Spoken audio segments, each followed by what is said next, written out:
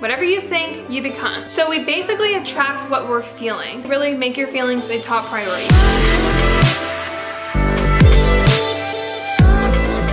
Hey guys, what's up? My name is Nay. Thank you guys so much for clicking on this video. I'm in Florida. I don't know who I think I am wearing this scarf in like 80-degree weather, but I'm still in North Carolina vibes, so I'm digging it and I'm gonna roll with it. So scarf is on, and I got some red. I look like Christmas, like what's going on? So today is all about hope, trusting, and finding patience with the universe if you're feeling defeated. Sometimes when we're manifesting things, especially if they're big things, especially if you're new to the law of attraction, it's very, very easy to lose hope and just not trust in the universe and kind of get defeated with not being able to manifest things the way that you're thinking that you should be. And if you don't see it coming, it can get frustrating. You can get fearful. You can get all of these really negative emotions that halt the law of attraction process and actually manifest the opposite of what you're trying to manifest. Your thoughts stem from what you're feeling on the inside. Whatever you think, you become. So we basically attract what we're feeling. Really make your feelings a top priority. When you first learn about the law of attraction,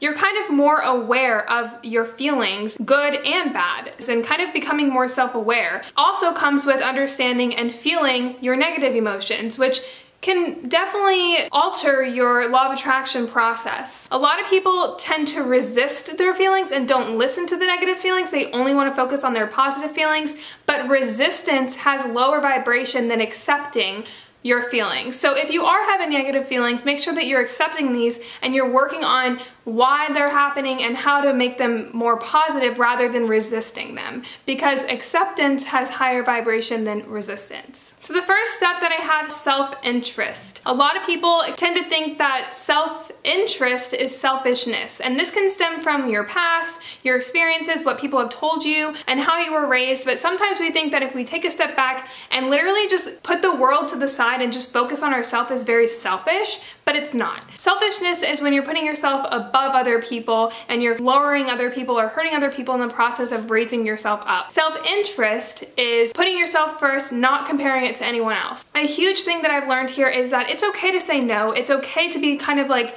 in your little bubble. It's okay to take a step back and literally just forget about everything that's going on right now and just focus on yourself. Focus on your feelings, focus on what you need in life.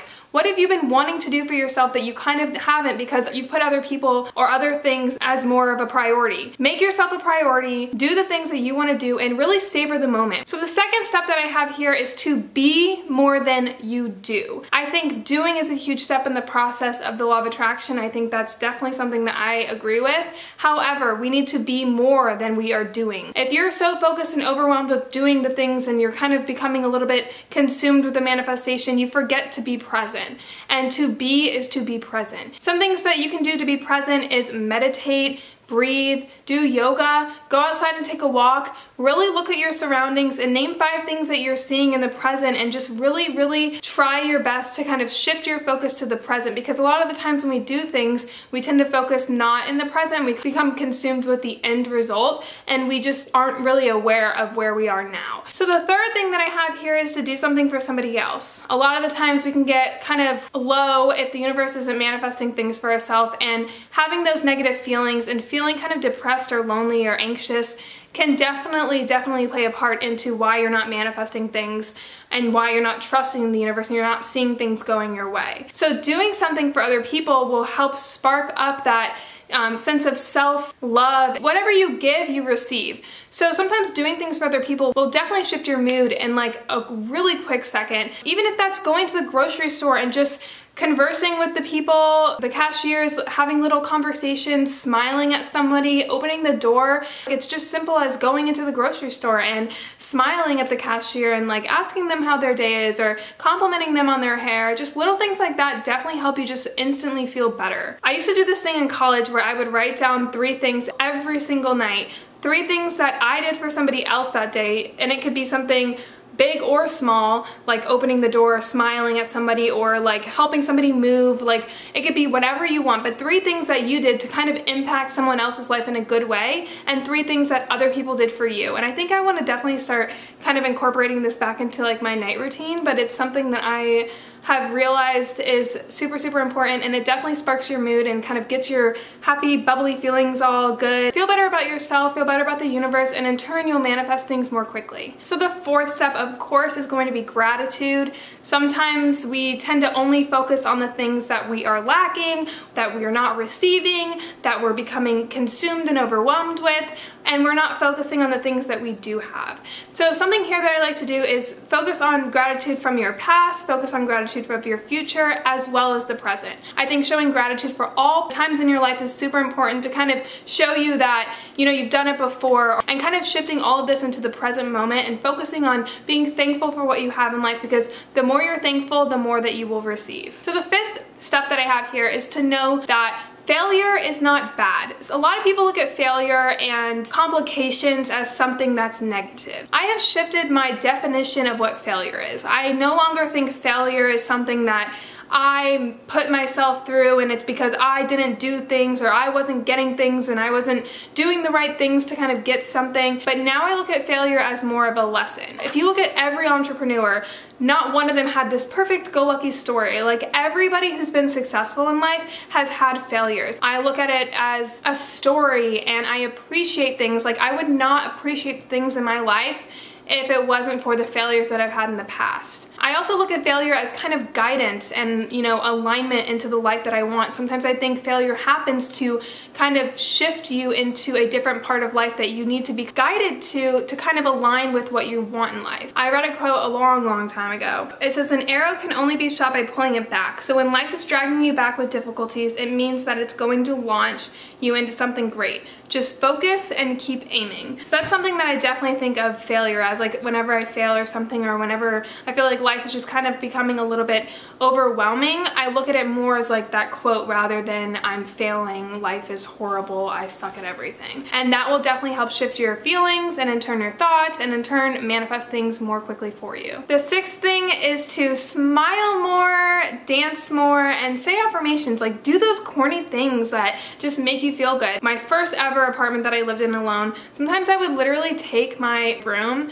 that I'm sweeping and I'll dance and I'll just do things that I feel like if I did it in front of other people I would just look like crazy, and I actually feel crazy even if I'm by myself. But sometimes doing this, like, really just, it's amazing what it does. I think it like releases the happy chemicals in your brain that kind of create more happy, less anxious thoughts. So like putting on music, like not depressing, sad music, like put on those really happy music, put on some throwbacks and dance to it and look at yourself in the mirror, check yourself out, say affirmations. I know it sounds so corny and you're gonna feel like super weird doing it in the beginning, but it really does just release all of your happy chemicals. And like physically smiling, like really does make you just feel like better. Crazy. So if you're ever upset or something, just smile and laugh. And I know it sounds crazy, but it will make you feel better. There's actually something like an article that I read about someone, when someone's about to say a speech in front of an audience, they said to like stand up like this and like do the pose. It's like a warrior pose or something like that. Like you put your shoulders back and you stand up straight and you just like look up and put your chin up, and it makes them more confident. Just those physical actions of doing that will definitely help them with a speech, and it just makes them more confident. So sometimes like actually doing things, like even though it feels crazy, like smiling when you're like depressed or sad, like just literally laughing by yourself or throwing on music and dancing and like singing around the house or saying affirmations to yourself in the mirror and checking yourself out. It just like really does help a lot with the feelings that you're feeling in the moment. So the seventh step that I have is to remember that there is no time, that time is parallel. Like we created time. There's no past or future. Like there's only the present. And I'm pretty sure, correct me if I'm wrong, but I'm pretty sure that humans have the ability to think in the future and the past. Animals, like they don't have that. They can't think about their past mistakes or their future. We have that.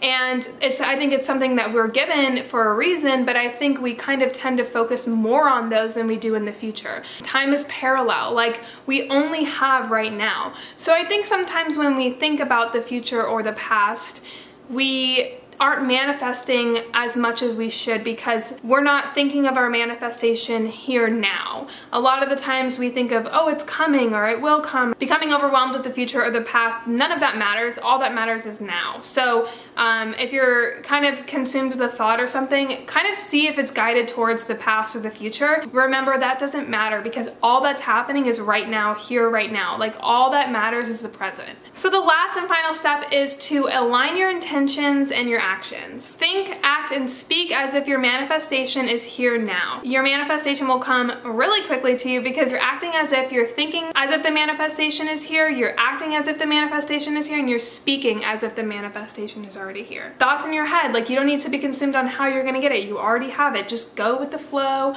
let life happen, let it go, and it'll come to you. So all of these 8 steps will definitely help you trust the universe more because it focuses on your feelings, and in turn, you will create like thoughts. Whatever you think, you'll attract. The more you attract, the more you will trust the universe, and you will have more patience with the universe, and you'll understand the universe a little bit better. Just remember that manifestations are like plants and gardens. You kind of have to plant it and like watch it grow. It's a never-ending process. There's many different cycles that go into it. There's many different parts. There's good times, there's bad times. Every step is essential, every step is beautiful, and there's patience that's involved with growing a plant or creating a garden for yourself, and the same goes for manifestation. So just remember that all of that plays a part. If you're ever feeling down or low, definitely come back to this video. Spread love. Write down good and happy comments to people to kind of lift them up. Let's not complain. Spread the positive love and the positive energy. So write down something super positive and inspiring down below. Such a loving energy and loving vibe and flow that people can go to if they're ever feeling down. So I really hope that you guys liked this video. If you did, please give it a thumbs up. I love you guys so much, and I will see you guys all in Friday's video. Bye guys.